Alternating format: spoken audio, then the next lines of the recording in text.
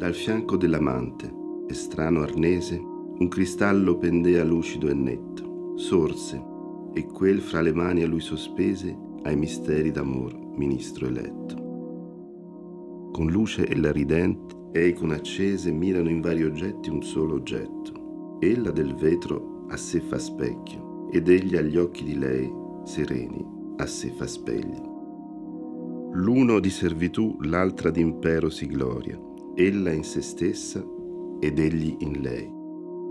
Volgi, dice a de, volgi il cavaliero, a me quegli occhi onde beata bei, che son, se tu non sai, ritratto vero delle bellezze tue gli incendi miei. La forma lor, la meraviglia appieno, più che il cristallo tuo mostra il mio seno.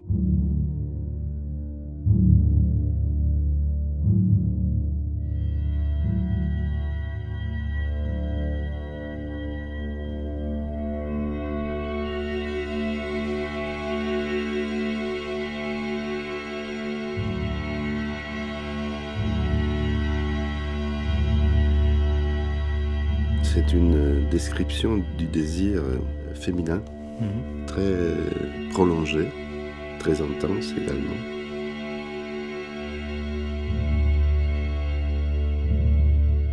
C'est la part du pouvoir impero qui est présente dans la relation amoureuse de Benoît Armide et que le tableau de Carache donne à voir dans une forme très, presque un aimant.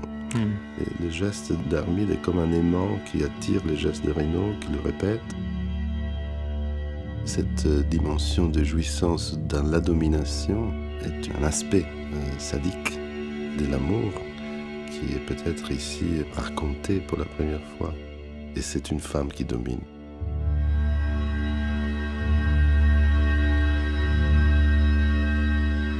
On disait à l'époque, à la fois dans la philosophie de l'amour et dans les poèmes lui-même, que les visages de l'aimé s'impriment dans l'âme de l'amant et les rend ressemblants.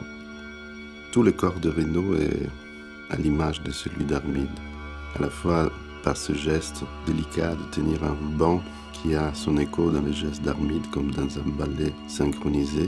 Et cette ombre est magnifique, cette ombre portée sous les yeux de Reynaud. C'est comme si cette ombre nous disait que l'amour l'aveugle.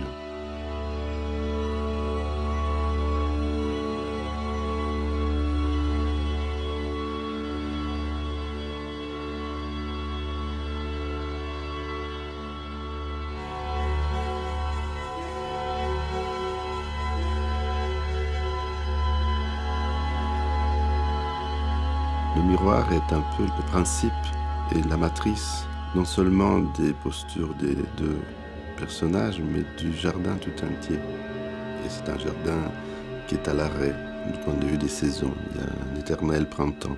Le perroquet est un miroir lui aussi, un miroir sonore. Cette idée du son qui se répète est une manière de renvoyer au poème, à la rime, à partir de ce tableau. Oui, c'est comme aussi une sorte de boucle, non? Oui, oui, puis le bras de Reynaud, le ruban, forme une sorte de cercle. Il y a quelque chose de circulaire.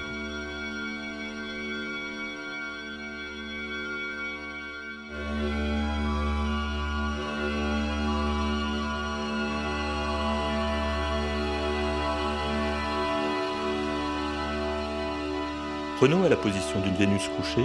Elle est vraiment très féminisée, on voit son sein dénudé. Il y a cette, presque une robe, couleur chair. L'amour de Reynaud est un amour de passivité. Il se perd dans l'image de son aimé. Il perd son identité de genre, on dirait aujourd'hui. L'amour altère. C'est une altération qui est en cours et dont on voit qu'il ne va pas durer parce que les deux guerriers vont entrer en scène. Ils sont très proches en plus, ils sont particulièrement proches. Je crois qu'il y a vraiment là une mise en scène du voyeurisme. C'est un couple qui fait l'amour, les préliminaires de l'amour. En tout cas, c'est une scène érotique et quelqu'un la regarde de très près sans être vu.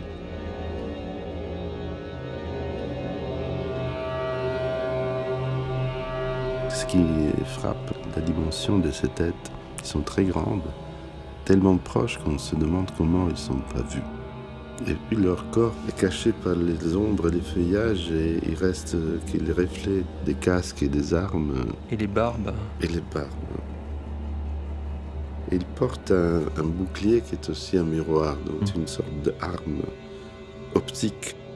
En se regardant dans ce bouclier, Renaud découvrira comment il est devenu et sera amené à redevenir comme eux, c'est-à-dire un guerrier, un homme.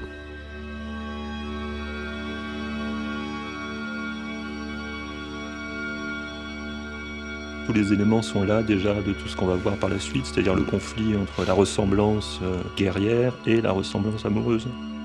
C'est des figures d'ancêtres. Il faut que Renaud revienne sur le terrain de la guerre sainte et qu'il imite ses ancêtres au lieu d'imiter Armide. Cette injonction était très forte à l'époque du Tasse, cette relation avec l'histoire de la famille.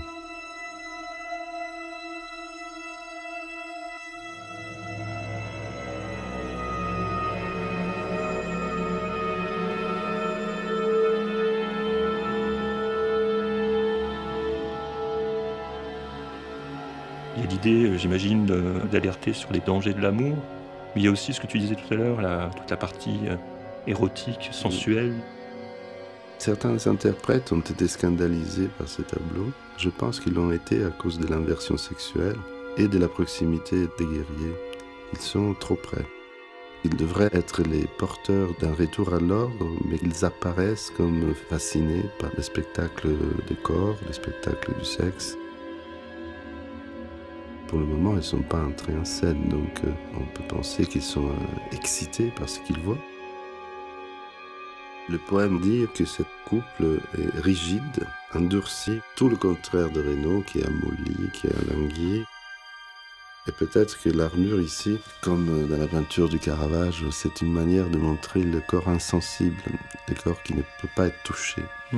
Et le corps de Renaud, c'est un corps qui est touché, qui est rendu hypersensible par la tunique. Comme si la tunique était une deuxième peau plus sensible à la chaleur, à la lumière. Ces plis sont peut-être les marques d'un état d'excitation, d'un état d'agitation, de réchauffement en tout cas.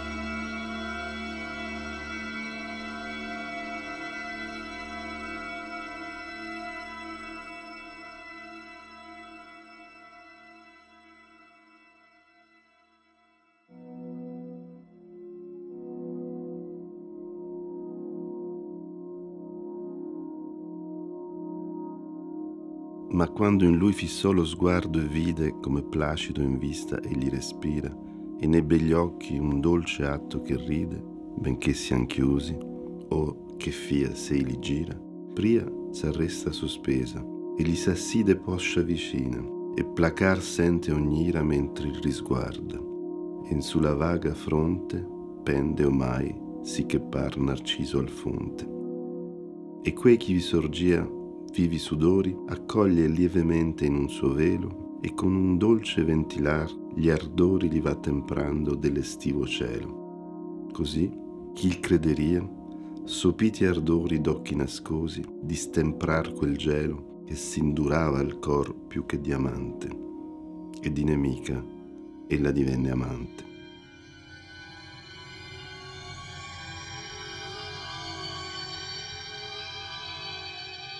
Armide s'élance sur Renaud pour le tuer, mais cet élan est suspendu à plusieurs endroits. Son bras droit tient un couteau pointu, et c'est Amour qui arrête ce geste. Et ça, c'est une manière donc de rendre visible la force qui est en train d'agir contre l'élan homicide d'Armide.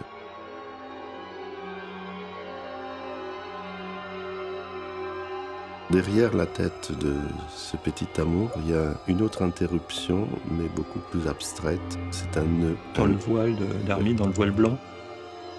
C'est une manière de faire apparaître la dimension énergétique. C'est une vague qui se plaque, qui se calme. Et puis on repart, mais beaucoup moins violemment. Il y a une autre interruption. Dans l'ombre du bras. Oui. Et après cette ombre, l'état du corps d'Armide a changé. L'avant-bras gauche pose sur la main de Renaud et s'alanguit, et la main de Renaud donne forme à la main d'Armide. Un geste hostile est devenu un geste d'amour, d'abandon, finalement. Oui.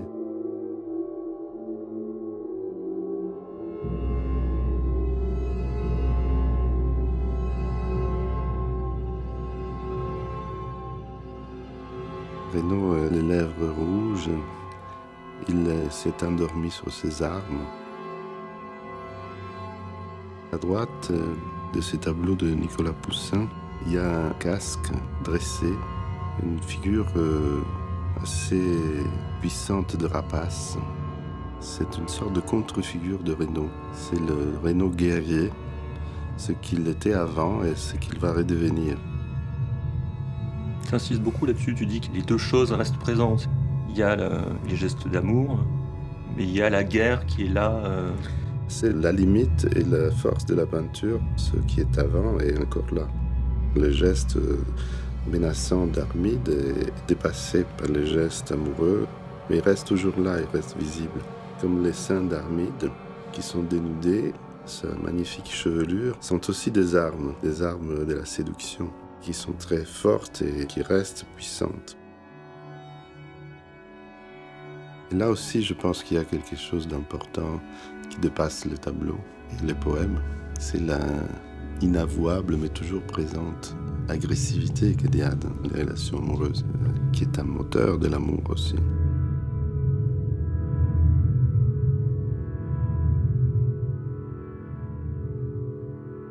Dans les poèmes, l'abandon de la colère à l'avantage de l'amour est un phénomène de chaleur. C'est la chaleur qui chasse la glace. Et ici, la tunique glacée, glaciale, est tombée par terre. Un corps presque nu émerge de cette chrysalide. Et Renaud, de son côté, est peint de couleurs chaudes.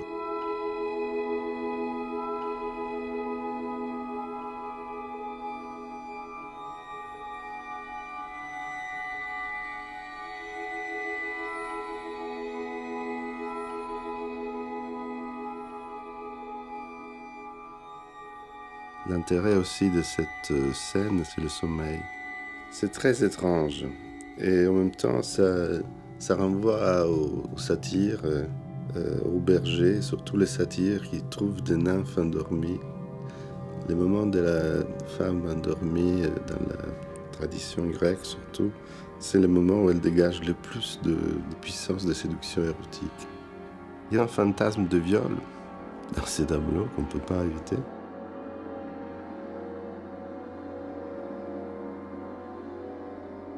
Comment je le vois aujourd'hui, je suis fasciné par ses mains, cette espèce de miroir tactile. C'est la force de la passivité. Cette main abandonnée, à plier, à donner sa forme à la main de l'autre.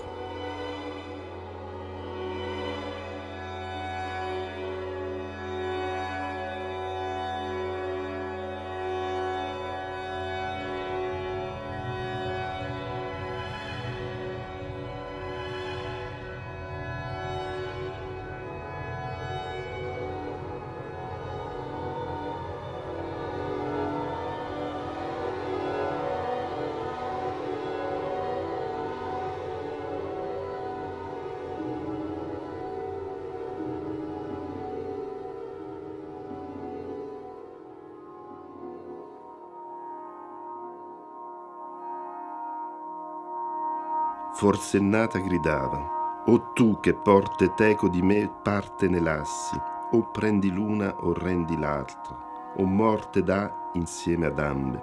Arresta, arresta i passi, sol che ti sian le voci ultime porte, non dico i baci, altra più degna avrassi quelli da te. Che temi, empio, se resti, potrai negar poi che fuggir potesti?»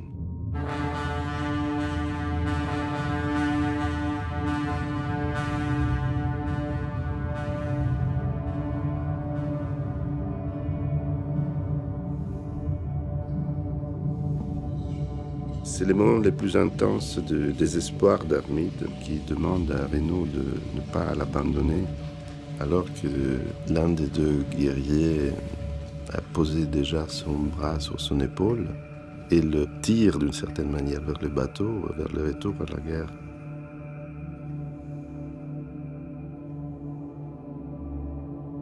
C'est une fresque d'une grande cruauté, à la fois par le fait même de la séparation, qui est marqué par l'espace qui sépare Reynaud et Armide, par cet arbre qui les sépare aussi, et par les déchirements de la figure de Reynaud, qui est une figure scindée. Il voudrait rester, il doit partir.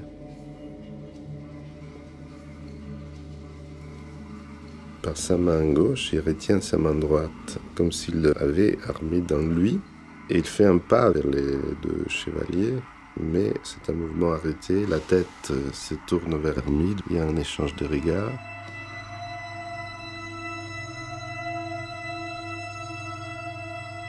Surtout, ce qui est extraordinaire de cette fresque de Tiepolo, c'est cette relation entre Reynaud et Armide, entre les plis de la robe d'Armide qui se soulève, qui forme une sorte de vague qui continue sur le corps de Reynaud en soulevant sa tunique.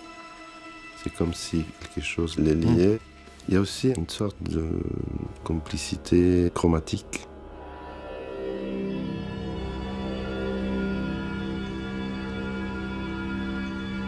On retrouve aussi les deux miroirs, d'un côté donc le bouclier miroir et de l'autre côté le miroir d'amour finalement. Tiepolo a disposé deux miroirs aux deux extrémités du tableau, comme pour montrer le conflit entre la ressemblance amoureuse qui féminise et la ressemblance guerrière qui virilise et qui est en train de se produire. Reynaud va suivre les deux guerriers, va retourner à la guerre. À contre-cœur, quand même. À contre-cœur, oui.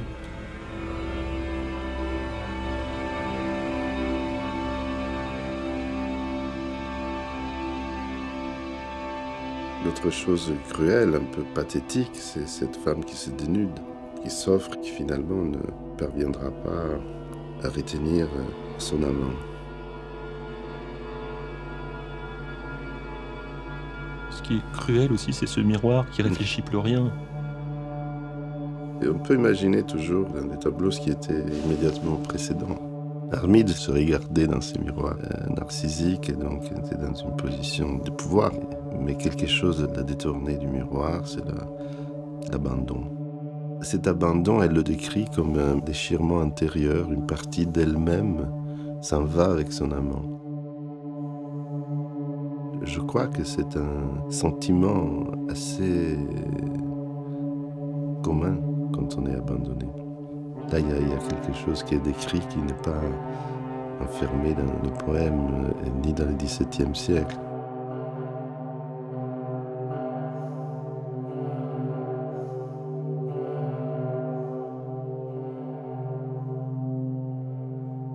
D'une certaine manière, Le Tasse a donné à son poème un cadre moral. C'est la guerre qu'il faut faire, et la guerre de religion en plus. Mais il a donné une grande place à tout ce qui résiste à cette morale, à tout ce qui, d'une certaine manière, détourne de ses objectifs moraux. Ce qui veut dire que, à la fois les poèmes et les tableaux, nous disent qu'il faut reconnaître qu'on est, d'une certaine manière, agi par l'affect, agi par les passions. Je pense que la modernité est traversée par ce conflit de la rationalité avec l'affectivité. Il y a de l'hétérogénéité interne, il y a du féminin et du masculin, il y a de l'actif et du passif. C'est l'instabilité de cette situation qui est intéressante pour moi. Rien n'est acquis une fois pour toutes.